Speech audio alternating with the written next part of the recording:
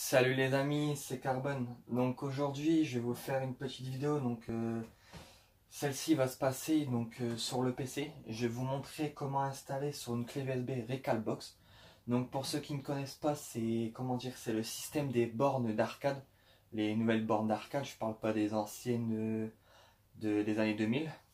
Il va y avoir tous les émulateurs dessus. Vous allez avoir la Nintendo, vous allez avoir la Game Boy, la NES. Vous allez avoir un peu de tout. Donc il vous faudra minimum une clé USB formatée en FAT32 de 8 Go et de 2 logiciels. Donc je vais vous montrer tout ça les amis. Donc voilà. Donc à l'intérieur en fait il y aura juste le logiciel Recalbox Boot plus les fichiers qui vont se faire automatiquement. Donc il faudra rendre votre clé bootable. Donc à chaque fois que vous allez mettre votre clé, éteindre l'ordinateur, redémarrer l'ordinateur, elle va se booter au lieu de aller sur votre Windows, donc Windows 7, Windows 8, Windows 10 ou Mac. Là, vous allez directement être redirigé sur la clé USB et vous allez lancer en fait l'émulateur, donc ça s'appelle Recalbox, comme si c'était une borne d'arcade. Donc ce tuto, il est bien pour ceux qui ont un ancien ordinateur avec par exemple 1 ou 2 Go de RAM qui vous en servez plus, au lieu de le jeter ou quoi que ce soit. Vous pouvez leur taper en borne d'arcade pour ceux qui aiment bien comme moi jouer à des anciens jeux. Donc bien sûr il y a la possibilité de rajouter des ROM. Donc pour ceux qui ne connaissent pas ce terme, vous allez pouvoir télécharger des jeux de PSP, de Game Boy Advance, par exemple les Pokémon, comme moi je suis un très grand fan des Pokémon, et les mettre directement dans cette clé USB en fait. Et quand vous allez lancer la borne d'arcade, ce qu'il va y avoir, c'est que vos jeux vont apparaître et là vous allez pouvoir y jouer sur un grand écran au lieu d'une petite Game Boy ou quoi que ce soit. C'est idéal pour les anciens PC au lieu de les jeter, de les foutre à la poubelle alors qu'ils fonctionnent toujours.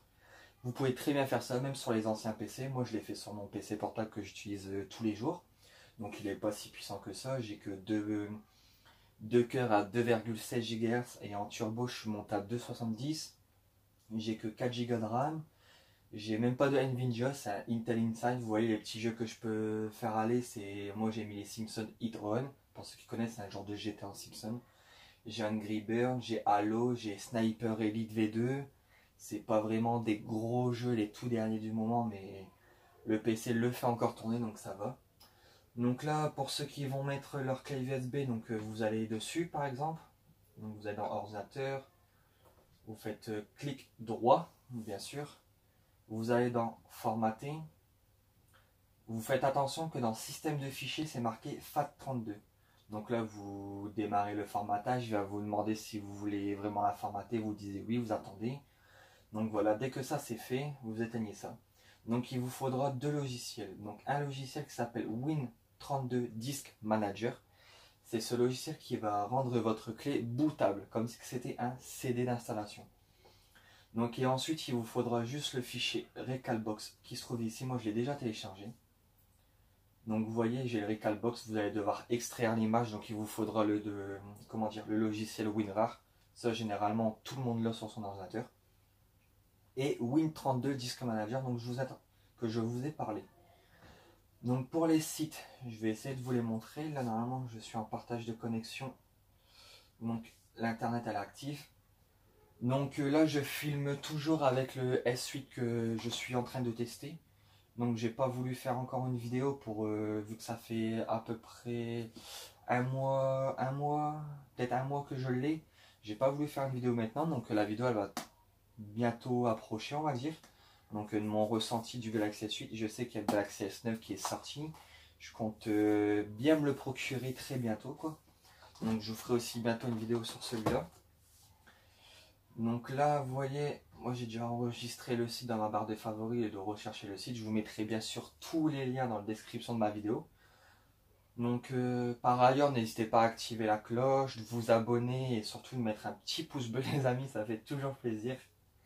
Donc voilà, vous allez retomber sur ce site-là. Comment dire, tout avant, quand vous allez cliquer sur Recalbox, que vous allez rechercher Recalbox et tout, vous n'allez pas avoir le bouton download, donc télécharger, qui va apparaître, c'est tout à fait normal. Il faudra créer un compte. Le compte, il est gratuit, donc vous pouvez créer votre compte avec votre adresse email que vous utilisez tous les jours ou quoi que ce soit, quoi. Dès que vous avez authentifié, il va vous envoyer un email. Vous allez vérifier votre email pour activer le compte. Vous allez vous connecter avec le compte sur ce site-là. Et là, le bouton Download il va apparaître. Vous pourrez télécharger le logiciel. Donc là, quand vous arrivez ici, on fait créer sa Recalbox. Donc là, on fait créer sa Recalbox. Vous attendez que ça charge, bien sûr. Donc là, vous descendez. Vous descendez jusqu'à aller sur l'étape de installer Recalbox OS. Vous cliquez rendez-vous sur archive.recalbox. Voilà. Donc moi, par exemple, je suis sur Windows 7. À la base, c'est un Windows 8 qui a été formaté en Windows 10. Mais moi, perso, je ne suis pas fan de Windows 8 ou de Windows 10. Je trouve que Windows 7 est plus complet et les anciens jeux, vu que c'est pas très puissant, du style GTA San Andreas et tout, ça passe mieux sur ce type de Windows. Donc là, vous allez, pour ceux qui ont Windows bien sûr, donc soit la version 64 ou 32 bits. Donc pour savoir votre version, c'est pareil, vous allez dans ordinateur. En haut ici, il y a propriété système. Voilà, et là vous voyez, moi par exemple je suis en 32 bits, donc vous choisissez bien sûr le 32 bits, vous attendez le téléchargement. Ensuite, bah, vous, comme un logiciel normal, vous l'installez, vous suivez les étapes, vous faites oui, oui, suivant, suivant, suivant, hop.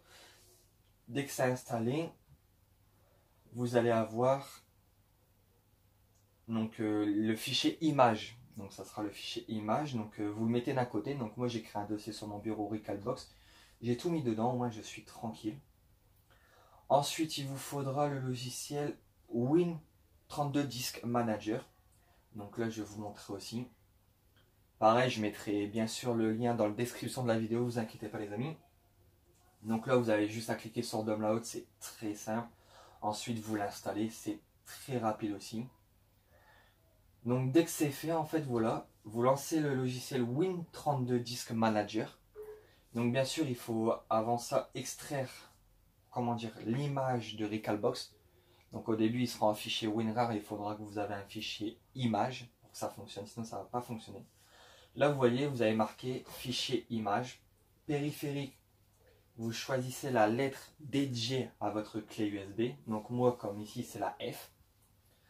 Là, vous appuyez sur le petit dossier. Vous allez rechercher en autre le fichier image de Recalbox. Donc moi, il se trouve sur le bureau. On va descendre. Recalbox. Hop, ici. Voilà, je fais double clic. Vous voyez là, il apparaît ici. Et c'est très facile à le faire. Vous avez juste à appuyer sur écrire. Donc là, en gros, le logiciel va écrire le fichier image sur la clé USB. Excusez-moi les amis. Et pour rendre cette clé USB bootable, en fait, tout simplement. Dès que c'est fait, vous faites OK. Là, il va vous demander si vous voulez formater, peut-être. Moi, ça m'est pas arrivé sur ce PC-là, mais sur mon PC de bureau qui se trouve en bas, ça m'est arrivé. Il va vous demander de reformater votre clé USB. Vous faites non, bien sûr, parce qu'en fait, Windows détecte la clé comme un CD. Donc c'est tout à fait normal, en fait, qu'il va vous demander de la reformater, mais vous ne le faites pas. Parce que sinon, tout ce que vous avez fait là avec le logiciel, ça ne servira à rien du tout. Donc là, voilà, tout est fait. Donc là, on va éteindre le PC.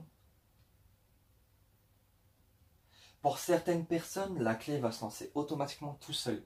Mais vous inquiétez pas, même si à chaque redémarrage, Recalbox se lance, vous avez juste à fermer l'ordinateur, retirer la clé, et là, il va se lancer sur votre Windows. Vous inquiétez pas. Donc moi, je sais que sur mon Lenovo, par exemple, il faut que j'appuie sur FN et F2, donc les deux touches en même temps, dès que le logo Lenovo va apparaître pour rentrer dans le BIOS du PC.